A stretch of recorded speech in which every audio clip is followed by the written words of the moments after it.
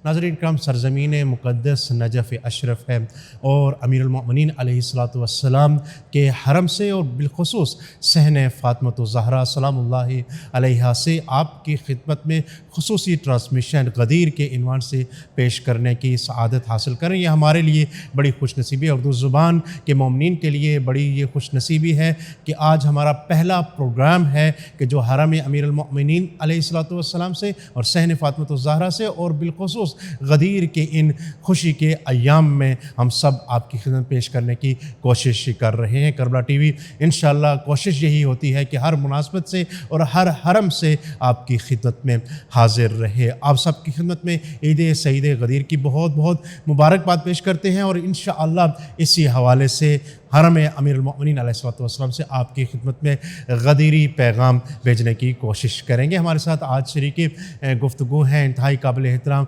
मोहतरम मौलाना शेख सुलैम मेहदी साहब। अस्सलाम वालेकुम रहमतुल्लाह। वालेकुम अस्सलाम व रहमतुल्लाहि असदल्लाहु अय्यामकुम इंशाअल्लाह। किबला कैसा लग रहा है गदीर के अय्याम सहन फ़ातिमा ज़हरा हरम अमीरुल मोमिनीन में मिला के? माशाअल्लाह अपनी सआदत और खुशनसीबी पर नाज हो रहा है कि आज के इस अजीम दिन के मौके पर परवरदिगार ने हमें ये सआदत और तौफ़ीक़ दी कि अमीरुल मोमिनीन अलैहिस्सलाम के हरम मुतहर में बिल्कुल उनके जवार में बैठकर हम उनके इस जश्न को और गदीर के अय्याम को मना रहे हैं। गोया उस हदीस का एक मिस्दाक़ और उस पर तत्बीक़ हो रही है, उस पर अमली हम पैरवी कर रहे हैं कि जो इब्न अबी नसर बज़ंती को आठवें इमाम ने फरमाया था कि इब्न अबी नसर जहाँ कहीं भी तुम हो फ़इन्नमा कुन्त फ़हदुर इंद अमीरुल मोमिनीन अलैहिस्सलाम यौमल गदीर। तुम जहाँ कहीं भी हो, गदीर का दिन जब आ जाए तो अमीरुल मोमिनीन की बारगाह में हाजिर हो जाओ। तो बड़ी खुशनसीबी है और मैं आपके तवस्सुत से, इस प्रोग्राम के तवस्सुत से जितने हमारे देखने वाले हैं उन सबको और तमाम मवालियान अहलुल बैत अलैहिमुस्सलाम को ईद गदीर की मुबारकबाद पेश करता हूं। सर तो किबला हमारा चूँकि गदीर की मुनासबत से और करबला टीवी उर्दू का पहला प्रोग्राम है सरज़मीन मुक़द्दस नजफ़ अशरफ से, और इसी वाले से हम दुआ भी करते हैं कि खुदा के ज़ात हमारा ये सफ़र कामयाब गुज़रे और जितनी भी बरजस्ता शख्सियात हैं, उलमाए कराम हैं, खुतबा हैं, शुअरा हैं, हमें उनकी खिदमत का मौका मिले इस चैनल के थ्रू इंशाअल्लाह। किबला कबल इसके कि हम गदीर के हवाले से गुफ्तगू करें, ख़ुद ज़िक्र अली इब्न अबी तालिब के इशारा भी आपने किया, खुद कुछ गुफ्तगू उस हवाले से करना चाहेंगे। क्या अहमियत रखता है मौलाए कायनात का जिक्र करना, उनको याद करना, उनकी बातें करना और उनके फ़ज़ाइल को बयान करना? देखिए, वैसे तो अगर हम पूरा साल देखें मुख्तलिफ़ अय्याम आते रहते हैं जो अहलुल बैत अलैहिमुस्सलाम से मंसूब हैं। मसलन ईद का रोज़ आता है, इसी तरह शब क़द्र आती है, इसी तरह जुमे का दिन आता है। तो ये ख़ास अय्याम हैं जिनमें हमसे कहा गया है कि अहलुल बैत को याद करो, उनका ज़िक्र करो, ज़माने के इमाम को याद करो। इसी तरह अमीरुल मोमिनीन अलैहिस्सलाम के मुख्तलिफ़ अय्याम आते हैं। जब रसूल की विलादत का दिन आता है उस वक्त भी हमसे कहा गया कि अमीरुल मोमिनीन अलैहिस्सलाम को याद करो, इसलिए कि वो नफ्स रसूल है। जहाँ रसूल है वहीं अमीरुल मोमिनीन अलैहिस्सलाम की ज़ात मुतहर है।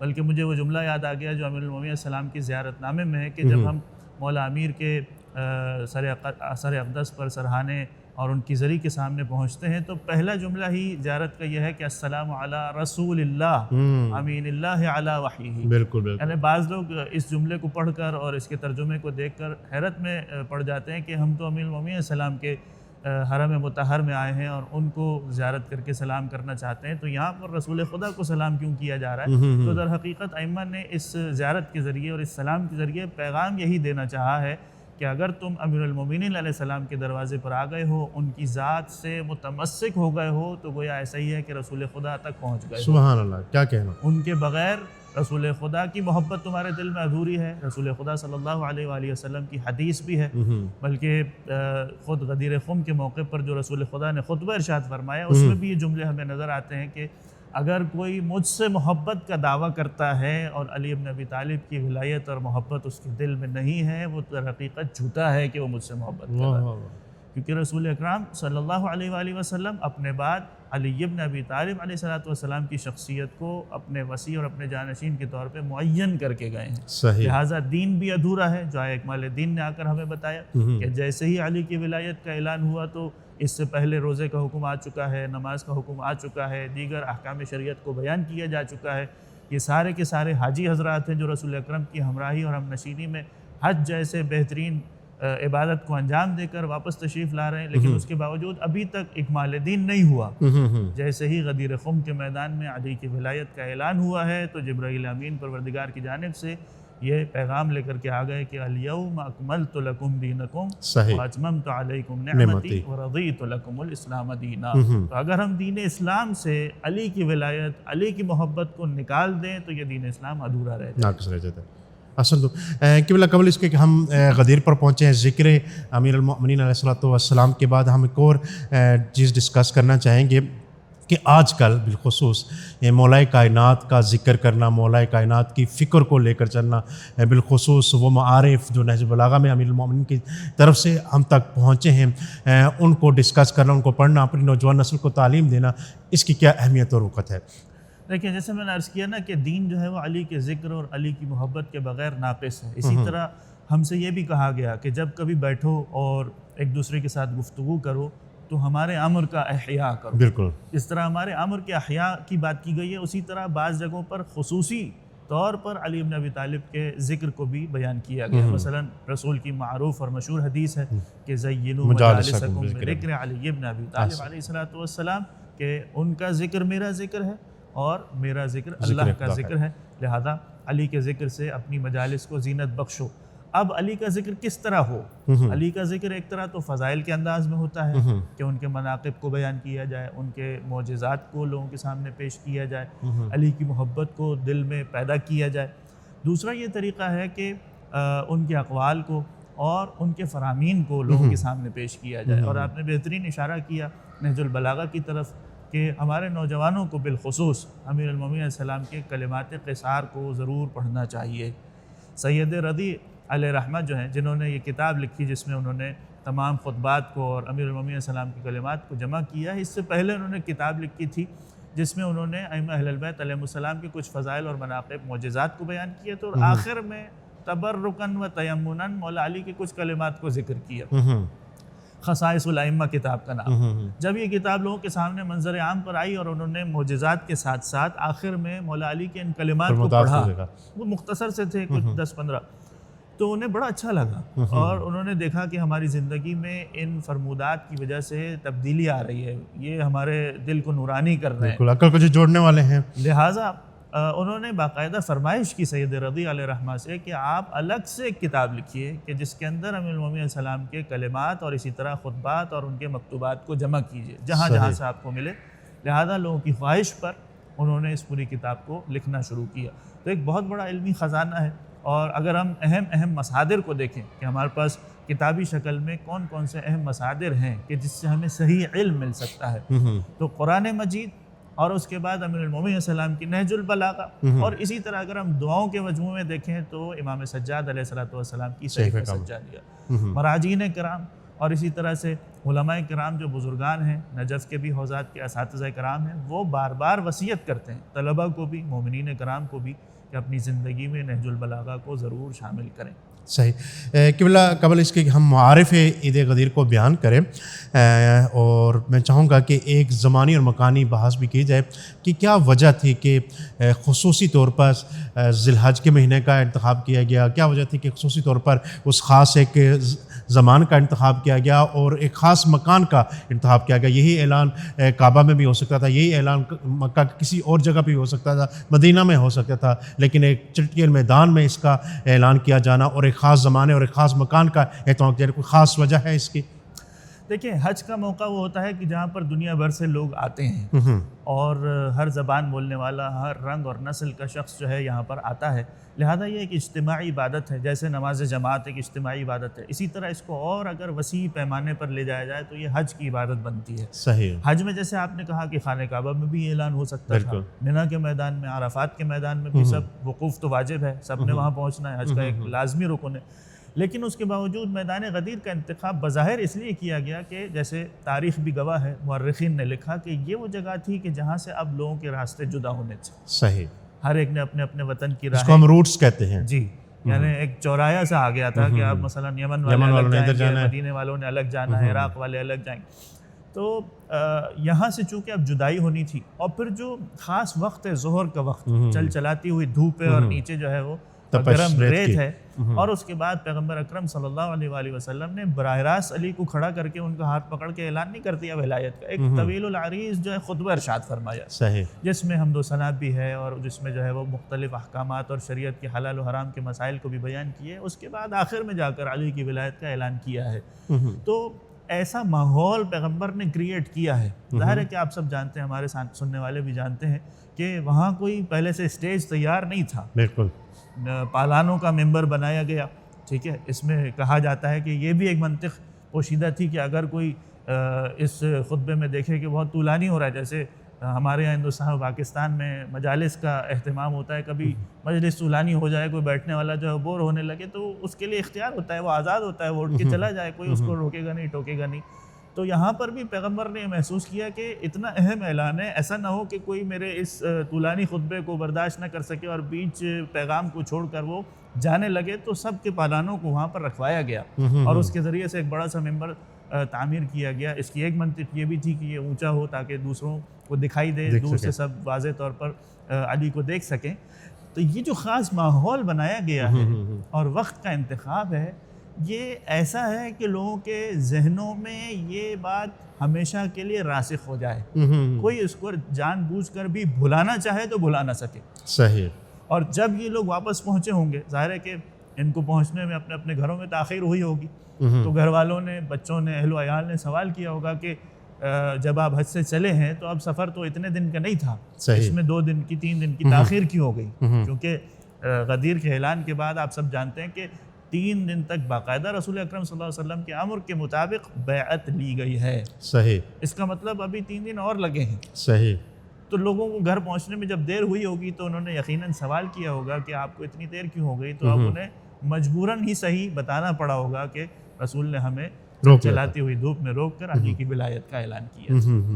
یعنی یہ ہم کہہ سکتے ہیں کہ یہ بہترین قرینے بنتے ہیں اور عقول کو جوڑنے والے قرینے ہیں۔ جی جی، ہمارے ساتھ ہی قبلہ رہے گا، انشاءاللہ ایک چھوٹی سی بریک لینا چاہیں گے، بریک کے بعد اپنے ناظرین کی خدمت پہ حاضر ہوں گے۔ ناظرین کرام، ہمارا سلسلہ گفتگو جاری ہے عید غدیر کے حوالے سے، مولا کائنات کی ولایت کے حوالے سے اور ولایت کے اعلان کے حوالے سے، اور خود فضائل امیر المؤمنین علیہ الصلوۃ والسلام کے حوالے سے انشاءاللہ گفتگو کا سلسلہ بھی جاری رہے گا۔ ہمارے ساتھ رہے گا، ایک مختصر سی بریک لیتے ہیں اور بریک کے بعد دوبارہ آپ کی خدمت میں حاضر ہوتے ہیں۔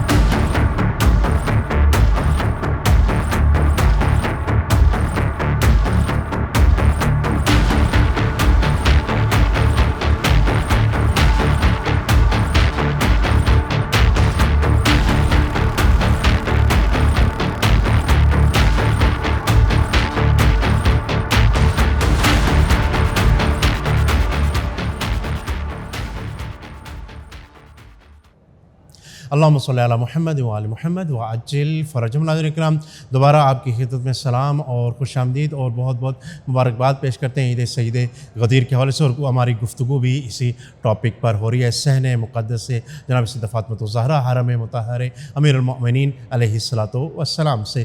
قبلہ دوبارہ آپ کی خدمت میں سلام پیش کرتے ہیں۔ گفتگو ہو رہی تھی غدیر کے حوالے سے، خطبہ غدیر کی جانب کچھ اشارہ کیا۔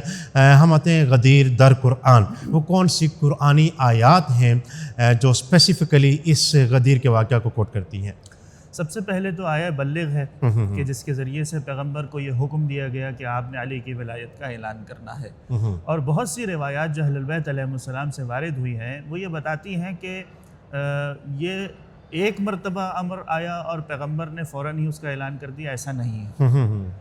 اس میں جو آیت ہے اس کے آخر میں بھی اس بات پر قرینہ موجود ہے، شاہد موجود ہے کہ پیغمبر خود اس اعلان سے کچھ گویا خوفزدہ تھے یا اس بات سے کترا رہے تھے کہ ایسا نہ ہو کہ میں یہ اعلان کروں اور لوگ اسے قبول نہ کریں، لوگ میری تکذیب کریں، مجھے جھٹلا دیں. لہذا روایات یہ کہتی ہیں کہ 3 مرتبہ جبرائیل امین یہ آیت لے کر پیغمبر کی خدمت میں نازل ہوئے، یا ایھا الرسول بلغ ما انزل الیک من ربک، اے رسول آپ وہ پیغام پہنچا دیجئے کہ جو آپ پر نازل کیا گیا ہے. صحیح. اور اس کی تشریح میں تفسیر میں بعد نے لکھا کہ وہ پیغام کیا ہے، فی علی علیہ السلام، وہ علی سے متعلق ہے. فَإِن لَمْ تَفْعَلْ فَمَا بَلَّغْتَ رِسَالَتَهُ. اور یہ اتنا اہم کام ہے، یہ پیغام پہنچانا اتنا ضروری ہے کہ اگر آپ نے یہ نہیں پہنچایا تو گویا آپ نے رسالت ہی نہیں پہنچائی. یعنی یہ جو اگلا جملہ ہے فما بلغت رسالت، یہ کافی مہم جملہ ہے سوچنے والوں کے لیے. اس میں آپ یوں سمجھ لیجئے کہ رسول کی 23 سال کی جو مشقتیں ہیں وہ پنہا ہیں. بالکل. ایک پیغام کے ذریعے پیغمبر کی ساری جو محنتیں اور مشقتیں وہ رائگہ ہو جائیں گی اگر یہ پیغام نہیں پہنچایا. یہ گویا کہ ایسے ہی ہوتا ہے جس طرح خط لکھا جاتا تھا پرانے زمانے میں اور آخر میں جو سگنیچر اور نام لکھا جاتا تھا اس کی اہمیت ہوتی تھی، پورا خط اس پر منحصر ہوتا تھا. اگر ختم نہ ہو اور دستخط نہ کیے جائے تو اس کی کوئی اہمیت نہیں ہوتی تھی. ہو سکتا ہے کسی نے اس کو فیک لکھ دیا ہو. تو اسی انداز سے پیغمبر کو ایک تو ان کے اصلی ٹائٹل سے جو ان کا منصب اور عہدہ ہے اس سے مخاطب کیا گیا، ورنہ قرآن میں جب بھی پروردگار اپنے حبیب کو مخاطب کرتا ہے تو مختلف اوصاف سے، مختلف القاب سے یاد کرتا ہے، پیار بھرے لہجے میں، محبت بھرا انداز ہمیں نظر آتا ہے، کہیں طٰہٰ ہے، کہیں یاسین ہے. لیکن یہاں پر رسول کو ان کے سٹیٹس اور ان کے عہدے سے مخاطب کیا گیا. نہیں، ایک آفیشیل اناؤنسمنٹ ہے جو پیغمبر کو کرنا ضروری ہے. اور وہ آخری جملہ جو میں عرض کر رہا تھا کہ جو کنایہ بنتا ہے اس بات پر کہ واللہ یعصمک من الناس، اور اے پیغمبر اگر آپ گھبرا رہے ہیں کہ لوگ آپ کی تکذیب کریں گے، کوئی شورش برپا ہو جائے گی، تو آپ اس سے گھبرائیے نہیں. اگر لوگوں کی طرف سے کوئی شر ہوگا، لوگ آپ کی تکذیب کریں گے تو اللہ آپ کو ان کے شر سے محفوظ رکھنے والا ہے. تو جب تیسری مرتبہ جبرائیل امین یہ وحی لے کر کے نازل ہوئے تو اب پیغمبر نے تہیہ کر لیا کہ یہ اعلان مجھے کرنا ہے. تو جو پہلا آپ کا تمہیدی گفتگو ہم نے کی اس میں بھی یہ ایک عنصر پوشیدہ ہو سکتا ہے کہ پیغمبر نے کعبے میں اعلان کیوں نہیں کیا، پیغمبر نے عرفات میں اعلان کیوں نہیں کیا. وہاں پر بھی آیتیں نازل ہوتی رہی ہیں، لیکن پیغمبر انتظار کر رہے تھے کہ کیا یہ اب حتمی آرڈر ہے کہ اب یہاں پر اعلان کرنا ہی ضروری ہے. تو تیسری مرتبہ جب آ گیا تو اب مزید ڈیلے کرنا پیغمبر کے لیے ممکن نہیں تھا. اور پھر آپ جانتے ہیں کہ پیغمبر نے کس طرح سے اعلان کیا. اور جب یہ اعلان ہو گیا تو میں نے دوسری آیت آپ کی خدمت میں پیش کر دی، آیا اکمال الدین، کہ جیسے ہی علی کی ولایت کا اعلان ہوا بازو کو تھام کر ان کو بلند کر کے سب کو دکھایا بھی، فقط اعلان نہیں دکھایا بھی ہے. اور بلند کرنے کے بعد کہا کہ من کنت مولاہ فہذا علی مولا، کہ یہ تمہارے مولا ہے، جو مجھے اپنا مولا مانتا ہے وہ علی کو اپنا مولا اور آقا تسلیم کرے. یہاں یہ بھی کہہ سکتے ہیں جس میننگ میں رسول خدا کو مولا مانتا ہے اسی میننگ میں مولا کائنات کو مولا مانے گا. بالکل ایسا ہی ہے. تو یہ جو ایک اعتراض کیا جاتا ہے کہ مولا کا لفظ جو ہے وہ مختلف معنوں میں استعمال ہوتا ہے، تو اس میں ہمیں دیکھنا چاہیے، بات کلیئر ہے اس میں کہ رسول نے پہلے اپنے آپ کو مولا منوایا ہے. کس میننگ میں مانتے ہو؟ کہ تم مجھے مولا مانتے ہو یا نہیں مانتے ہو. جس طرح مجھے مانتے ہو اسی طرح سے علی کو مانو، اور اس کی ولایت کا اعلان بھی اسی معنی میں کیا گیا ہے. اور میں نے عرض کیا کہ فوراً جبرائیل امین جو ہے وہ آیت لے کر کے نازل ہوئے، الیوم اکملت لکم. اس سے پہلے کا بھی حصہ ہے الیوم یئس الذین کفروا من دینکم، یعنی آج ہی کا دن وہ ہے کہ جب کافر تمہارے دین سے مایوس ہو گئے. یہ اس بات کی طرف اشارہ ہے کہ پیغمبر کے گروہ میں جو ان کے ساتھیوں میں شامل ہیں، جو بظاہر پیغمبر کے ہاتھ پر بیعت کر چکے ہیں، ان کے دین کو اور ان کے اوپر ایمان قبول کر چکے ہیں، ان میں کچھ ایسے ہیں کہ جن کے دل میں کھٹک ہے، وہ دل سے ایمان قبول نہیں کر رہے. لہذا پیغمبر کو پہلے سے اشارہ کیا گیا کہ کچھ لوگ ہیں جو یہ سمجھ رہے تھے کہ رسول اس دنیا سے جائیں گے تو ان کی جو تحریک ہے، ان کا جو مشن ہے وہ ختم ہو کر کے رہ جائے گا، اس کے بعد ہم اس پر قبضہ کر لیں گے اور اپنے ہاتھ میں لے لیں گے اس سارے نظام کو. لیکن اشارہ کر دیا گیا کہ جو کافر ہیں جو دل سے آپ پر ایمان نہیں لائے ہیں وہ اب آپ کے دین سے مایوس ہو گئے، کیونکہ آپ نے ایسے شخص کی ولایت کا اعلان کر دیا ہے کہ اس کے بعد یہ علی نہیں ہے۔ میں مزید آگے چل کر اشارہ کروں گا، یہ پورا ایک سلسلہ ہے جو قیامت تک چلنے والا ہے۔ علی کے بعد حسن ہے، حسن کے بعد حسین ہے، کیونکہ یہ ذریت طاہرہ ہے جو قیامت تک۔ تو اب کافر مایوس ہو گیا کہ اگر ہم رسول کو برداشت کرتے رہے تو چلو مثلاً 20 سال 30 سال علی کو بھی دیکھ لیں گے، لیکن اس کے بعد کیا؟ اس کے بعد یہ سلسلہ تھمنے والا نہیں ہے۔ صالح بعد صالح، یہ ذریت طاہرہ ہے، نسل پاکیزہ ہے جو قیامت تک باقی رہنے والی ہے۔ تو اب کافر مایوس ہو گئے کہ اس دین کو ہم ختم نہیں کر سکتے ہیں۔ قبلہ جیسے ہر عمل کا ایک رد عمل ہوتا ہے، یا جس کو ہم بااصطلاح کہتے ہیں آفٹر شاکس ہوتے ہیں، جب یہ اعلان ہو گیا تو اس کے آفٹر شاکس کیا تھے؟ اور یقیناً کچھ لوگوں نے انکار بھی کیا، جیسا کہ وہ آپ نے اس جانب اشارہ بھی کیا۔ میں کہتا ہوں اس واقعہ کی جانب بھی تھوڑا سا ہمارے ناظرین کو بتائیے گا۔ جی ہاں، جیسے خطبہ تمام ہوا ہے تو پیغمبر نے پہلے تو سب کو حکم دیا کہ آ کر علی بن ابی طالب کو مبارکباد دیں اور امیر المومنین کہہ کر علی کو سلام کریں اس لقب کے ساتھ۔ جی ہاں، یہ خطبے کے اندر واضح طور پر موجود ہے، یہ حکم ہے، یہ امر ہے، پورا آرڈر ہے پیغمبر کی طرف سے کہ جو یہاں موجود ہیں وہ زبان سے اقرار بھی کریں اور اس کا عملی مظاہرہ بھی کریں کہ علی کے ہاتھ پر آ کر بیعت کریں اور امیر المومنین کہہ کر سلام کریں۔ یعنی ہم کہہ سکتے ہیں کہ ہم امیر المومنین کو بے حکم رسول خدا امیر المومنین کہتے ہیں۔ جی بالکل ایسا ہی ہے، ہمارے پاس باقاعدہ روایات ہیں کہ پیغمبر نے تاکیداً کہا کہ امیر المومنین سوائے علی کے اور کوئی بھی نہیں ہے۔ لہذا یہ سلسلہ ہوا اور اسی میں بہت سے صحابہ کرام تھے جو آئے اور آنے کے بعد علی کو مبارکباد پیش کرتے رہے، اور اسی میں جیسے میں نے عرض کیا کہ کچھ منافقین بھی تھے کہ جن کو یہ پیغام نہیں بھایا۔ روایات ہمارے پاس تاریخ میں موجود ہے، حذیفہ الیمانی سے موجود ہے کہ وہ کسی خیمے کے قریب سے گزرے تو اندر سے انہیں 3 یا 4 لوگوں کے آپس میں گفتگو کرنے کی آواز آ رہی تھی کہ یہ تم نے سنا کہ پیغمبر نے کس طرح سے اپنے چچا زاد بھائی کو ہمارے اوپر مسلط کر دیا ہے، وہ تو اس دنیا سے جانے والے، ہم تو انتظار کر رہے تھے کہ وہ جائیں گے تو ان کا دین ختم ہو جائے گا، لیکن یہ تو اپنے چچا زاد بھائی کو ہمارے اوپر ڈال کر چلے گئے ہیں۔ تو اس قسم کی گفتگو جب حذیفہ نے سنی تو خیمے کے پردے کو ہٹا کر کہا کہ یہ تم لوگ کیا باتیں کر رہے ہو؟ ابھی تو رسول تمہارے درمیان موجود ہیں اور تم نے بیعت کر کے اس بیعت کو توڑ دیا ہے، ان کی بات کی تکذیب کر رہے ہو۔ میں ابھی جاتا ہوں رسول خدا کو جا کر کے یہ خبر سناتا ہوں۔ تو یہ واقعات ہمیں نظر آتے ہیں۔ اسی طرح وہ واقعہ جس کی طرف آپ اشارہ کر رہے ہیں، جو مشہور شخص ہے حارث ابن نعمان، سأل سائل، اور اس نے آ کر کے کہا کہ کیا یہ آپ نے اپنی طرف سے بیان کیا، یہ خدا کی طرف سے آرڈر ہے علی کی ولایت کا اعلان کرنے کا؟ تو کہا کہ جبرائیل نے آ کر کے خدا کی طرف سے امر کیا ہے اور میں نے خدا کے حکم کو لوگوں کے سامنے بیان کیا ہے۔ تو اس نے علل اعلان کہا برملا، یعنی جرأت دیکھیے کہ اس نے اپنے دل میں جو موجود نفاق تھا اس کو علل اعلان ظاہر کر دیا کہ اگر یہ خدا کی طرف سے ہے تو پروردگار مجھ پر ابھی اپنے عذاب کو نازل کرے۔ اور لوگوں نے دیکھا کہ وہ ابھی اپنی سواری تک نہیں پہنچا تھا اور آسمان سے عذاب نازل ہوا، پتھر کی شکل میں، آگ کی شکل میں، اور اسی وقت وہ جل کر کے خاک ہو گیا۔ اور قرآن کی آیت بھی نازل ہو گئی کہ سأل سائل بعذاب واقع للکافرین لیس لہ دافع۔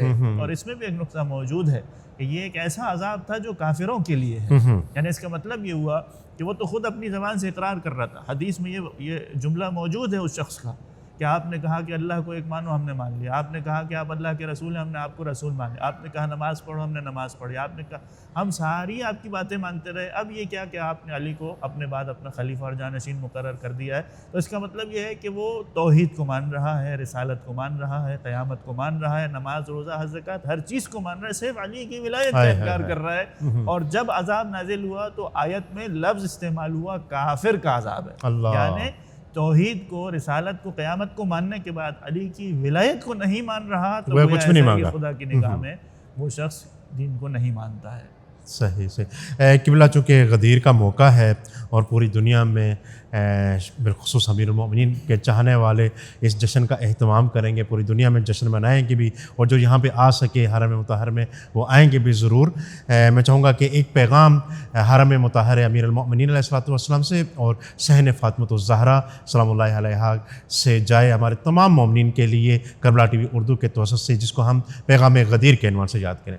جتنے مومنین اور مومنات ہماری اس ٹرانسمیشن کو دیکھ رہے ہیں، سب سے یہی گزارش ہے کہ اس پیغام کو عام کریں، اور یہ ائمہ اہل بیت علیہم السلام کی بھی دلی خواہش ہے۔ اس کی طرف بھی بعض روایات میں اشارہ ملتا ہے، یعنی آپ دیکھیے کہ غدیر کے واقعے کے ہی تقریباً 20 دن کے بعد یا 22 دن کے بعد کربلا کا واقعہ ہوا ہے۔ کربلا کے واقعے کو ائمہ اہل بیت علیہم السلام نے کس طرح زندہ رکھا ہے عزاداری کی شکل میں۔ ہر امام جو کربلا کے بعد آتا رہا وہ گریہ کرتا رہا اور ماتمداری عزاداری کو انہوں نے سوگ کی شکل میں باقی رکھا مستمر رکھا اور جب انہیں پوچھا گیا کہ آپ اس واقعے کو اتنا عرصہ گزر گیا ہے اس طرح سے کیوں مناتے ہیں، یعنی ابھی محرم کا چاند نمودار ہوتا تھا اور ائمہ کے گریے کی کیفیت طاری ہو جاتی تھی، تو ائمہ نے ہمیشہ یہی بتایا کہ کہیں ایسا نہ ہو کہ تم کربلا کے واقعے کو بھی اسی طرح بھلا دو جس طرح سے تم نے غدیر کے واقعے کو بھلا دیا۔ یعنی جہاں اس میں عزاداری کی اہمیت ہمارے سامنے آ رہی ہے، وہاں دل میں غم اور ایک شکایت بھی ہے صحیح کہ تم غدیر کے واقعے کو کیوں بھول گئے، وہی تو اساس تھی، اس کے بعد ہی تو سارا مسئلہ اور جھگڑا کھڑا ہوا ہے۔ صحیح جن لوگوں نے رسول کے اس غدیر کے فرمان کو بلا اعلان کو دیا، نہیں مانا، وہی لوگ جو ہے وہ آج دین کے اندر فتنہ برپا کر رہے ہیں، وہی لوگ دین سے گمراہ ہو رہے ہیں۔ لہذا ہماری اور آپ کی سب سے اہم ترین ذمہ داری یہ بنتی ہے کہ اس دن کو اس طرح سے منائیں جس طرح ہم دوسرے عیدوں کو بھی مناتے ہیں، عید الفطر کو، عید الاضحیٰ کو، اس سے بڑھ چڑھ کر اس عید کو اس طرح سے منائیں کہ علی کی ولایت کا پیغام دنیا بھر میں پہنچ سکے۔ احسن تو بہت بہت شکریہ آپ یہاں پہ تشریف لائے، جو بھی ہمارے ناظرین ہوتے ہیں یہ پروگرام دیکھ رہے ہوتے ہیں، ان سب کے دل ہوتا ہے کہ ان کی آواز کو بارگاہ امیر المومنین اور بارگاہ سید الشہداء تک پہنچایا جائے۔ میں چاہوں گا کہ آپ اپنے دست دعا کو سے اور اپنی زبان سے ان مومنین کے لیے بالخصوص غدیر کے حوالے سے یہاں پہ زیارت کی دعا کیجیے گا۔ پروردگارہ، تجھے واسطہ ہے محمد اور آل محمد کا اور بالخصوص امیر المومنین علیہ السلام کا، جو ہم سے اس دن دعاؤں میں کہا گیا کہ یہ نعمت عظمیٰ ہے جو ولایت علی کی شکل میں اور ولایت اہل البیت کی شکل میں پروردگار نے ہمیں عطا کی ہے۔ اس نعمت عظمیٰ کو مرتے دم تک ہمارے سینوں میں باقی رکھ، اور اسی طرح وہ لوگ کہ جو زیارت پر آنے کے مشتاق ہیں، کربلا آنا چاہتے ہیں، نجف آنا چاہتے ہیں، اور اسی طرح دیگر مقامات مقدسہ، پروردگار ان سب کو جلد از جلد ان تمام مقامات مقدسہ کی زیارت سے مشرف فرما۔ الہی میں بہت بہت شکریہ کہ آپ تشریف لائے، اور انشاءاللہ آپ کو ہم زحمت دیتے رہیں گے نجف میں بھی اور کربلا میں بھی۔ سلامت رہیں۔ ناظرین کرام، پروگرام اپنے اختتامی مرحلے میں داخل ہو چکا ہے۔ ہماری یہ کوشش تھی کہ ہمارا آج کا جو پہلا پروگرام ہے جو غدیر کے حوالے سے آپ کی خدمت پیش کیا گیا ہے، بہترین پروگرام اور بہترین علم کے ذخیرہ کے ساتھ آپ کی خدمت میں، کیونکہ ہم جس باب پہ بیٹھے ہیں وہ باب مدینۃ العلم ہے اور یہاں سے علم کے سرچشمے پھوٹتے ہیں۔ انشاءاللہ یہ سلسلہ جاری اور ساری رہے گا، نجف سے، کربلا سے، کاظمین و سامرا سے، کم و مشہد سے، اور ہر اس جگہ سے کہ جہاں پر بھی ائمہ معصومین علیہم الصلوۃ والسلام کے مزارات موجود ہیں۔ اس وقت تک کے لیے اجازت چاہیں گے، انشاءاللہ ملتے ہیں نیکسٹ پروگرام میں۔ اللہ حافظ و ناصر۔